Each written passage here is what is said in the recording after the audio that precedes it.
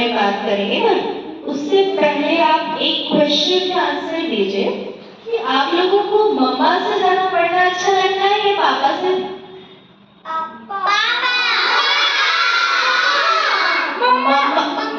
मम्मा।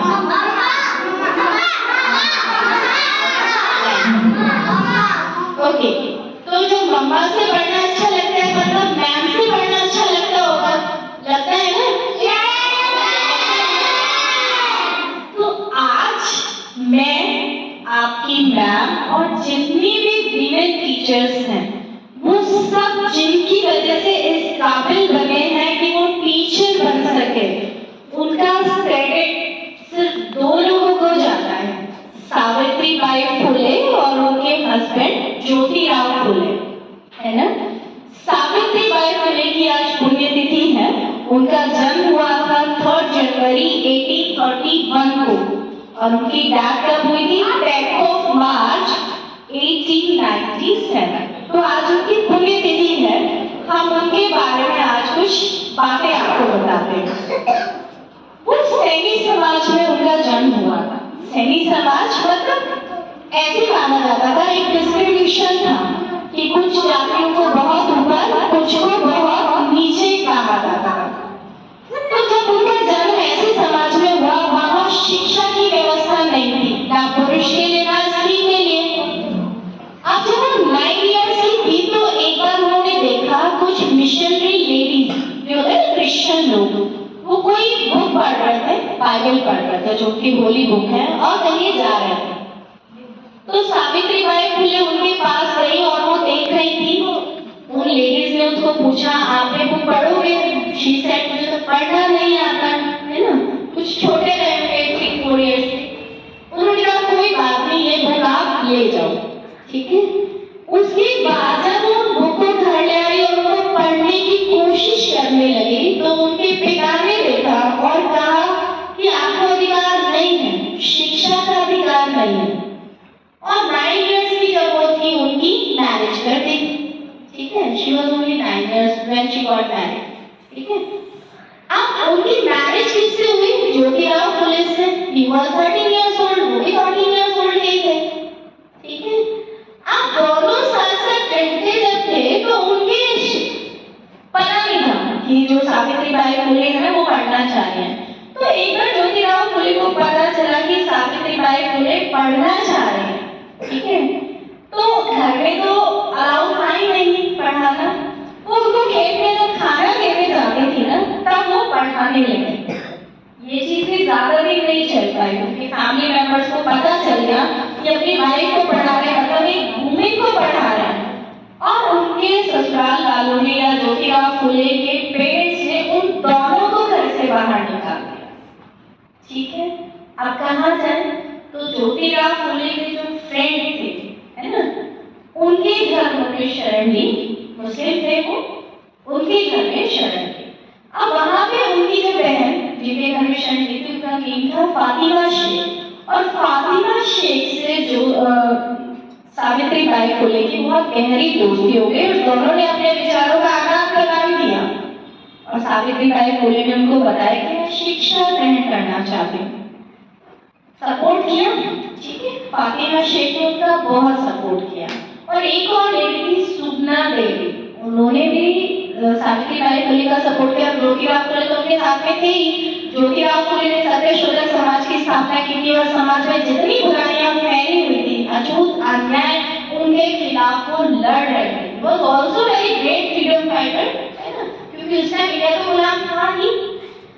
दोनों ने मिलकर समाज की, अब अंग्रेजों के खिलाफ लड़ाई में तो ध्यान सबका ज्यादा था, लेकिन जो देश में बुराइयां फैली हुई थी, जो देश के ही लोग कर रहे थे, उनकी तरफ किसी का ध्यान नहीं था। इन दोनों ने शुरू किया, ठीक है? 1848 में फर्स्ट गर्ल्स स्कूल इन्होंने खोला। जगह नहीं थी, पैसे नहीं थे, तो फातिमा शेख के घर से ही स्टार्ट किया, ठीक है? अब धीरे धीरे 1851 3 इयर्स में 3 स्कूल्स हो गए और 150 गर्ल्स हो गई। अब ये एक ऐसा था कि जैसे आपको कहे, पहले यू डोंट नो कि पहले लोग ये भी बिलीव नहीं करते थे कि सूरज पूर्व से उगता है या पृथ्वी जो है वो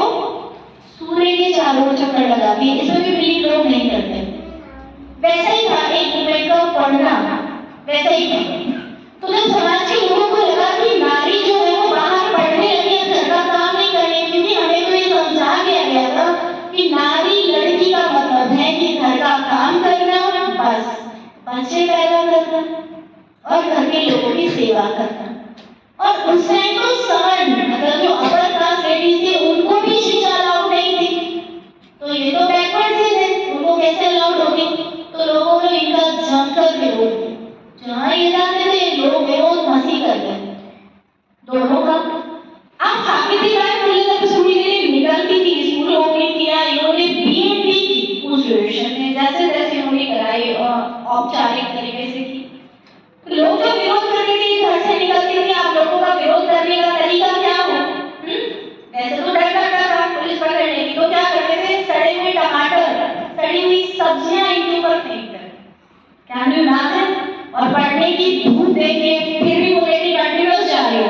आज आपको एक दिन हम डांट देते हैं और आप नहीं से स्कूल नहीं आना चाहते, होता है ना ऐसा? वो मैम कर दी है, मम्मा कर दी है, पापा कर दिया, पढ़ने के लिए बोल दिया, है ना?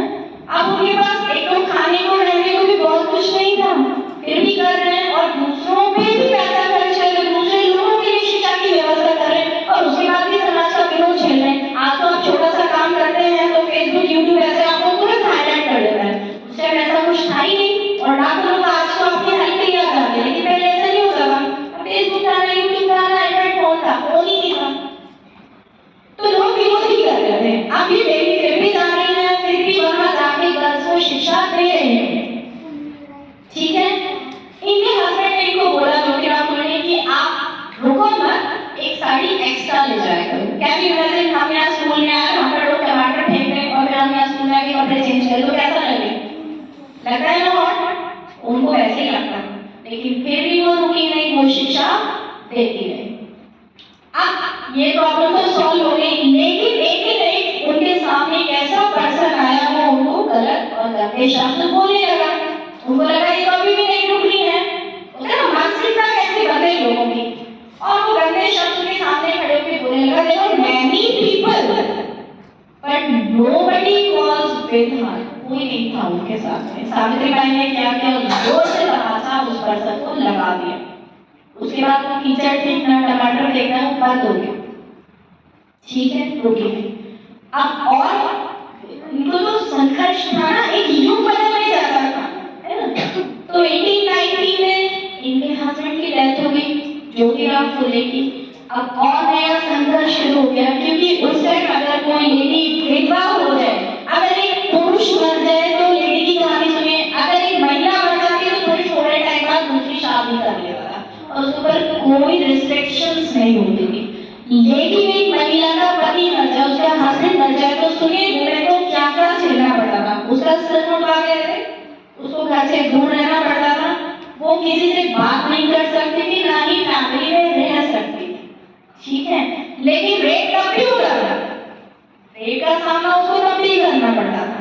और अक्सर ऐसा होता था कि चिता पे पति के साथ जला दी जाती थी और वो चीखे नहीं, इसलिए क्या करते थे? इतने ढोल नगाड़े बजाते थे कि उसकी चीखें समाज को सुने नहीं और कहते थे खुश हो रही है। इतना गंदा घिनौना समाज था, इतना घिनौना। तो आप सोच सकते हो कि खिलाफ लड़े कौन? इस सती प्रथा के खिलाफ कौन लड़े? राजा राम मोहन राय, है ना? कुछ ब्रिटिशर्स ऐसे थे जिन्होंने सती प्रथा का विरोध किया और आज वो सती प्रथा बंद हो गई, क्योंकि बच्चे रह जाते थे, पति मर गया यानी फादर मर गया और मदर को हाथ में जला जला दिया, बच्चों का क्या? ठीक है? तो वो सती नहीं। जब 1890 में ज्योतिराव फुले की डेथ हुई, वो सती नहीं हुई और उन्होंने अपना जो काम था, जो सोशल सर्विस, उसको जारी रखा। ना वो सती हुई, ना उन्होंने बाल उठाए, वो अपना काम करती रही। तो उससे जब वो लेडी विधवा हो जाती थी और उसका रेप भी हो जाता था, तो जो बच्चे होते थे इस वजह से उनको सुसाइड कर लेना पड़ता था।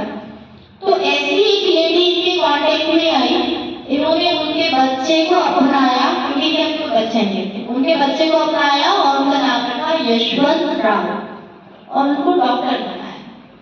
अब भारत में प्लेग नाम की बीमारी फैल गई थी, प्लेग फैल गया था और प्लेग मतलब एक दूसरे से स्प्रेड हो जाता है। तो ये क्या करती थी? उन लोगों की सेवा कर रही थी, है ना? 1896 में प्लेग फैल गया था, उन लोगों की सेवा करती और इनका बेटा जो डॉक्टर था वो भी उनका ट्रीटमेंट करता था, दोनों मिलकर कर रहे थे। तो प्लेग की बीमारी इनको भी लग गई और उसी बीमारी से इनकी कब डेथ हुई? 10 मार्च 1897। तो आप समझ सकते हैं कितना बड़ा संघर्ष रहा होगा, है ना? कितना बड़ा संघर्ष रहा होगा कि जिसकी वजह से आपको लेडी टीचर्स मिले। और एक चीज और बोला तो मतलब बहुत क्रिटिकल होता था। इनकी इतने अथक प्रयासों के बाद आज आप इस कैपेबल है कि आज गर्ल्स हमारे बीच हैं और गर्ल्स बढ़ रही हैं और आप सबको वीमेन टीचर्स भी मिले, है ना? तो नेवर फॉरगेट हर। इनके प्रयासों से जब भी आपको ये लगेगा आपका विरोध हो, जीवन में एक चीज हमेशा याद रखना, जब आपको चारों तरफ ये लगे कि आप तो सोच रहे हो आप सही कर रहे हो लेकिन आपका विरोध बहुत हो रहा है, आपके लिए रेस्ट्रिक्शंस बहुत हो रहे हैं, तो इस चीज को समझ जाना कि आप सही दिशा में जा रहे हो, क्योंकि विरोध उसका होता है जो काम कर रहा होता है। उस टाइम इन्होंने थोड़ी सोचा होगा कि इन्होंने जो एक चिंगारी लगाई वो आज भारत में एक मशाल जैसे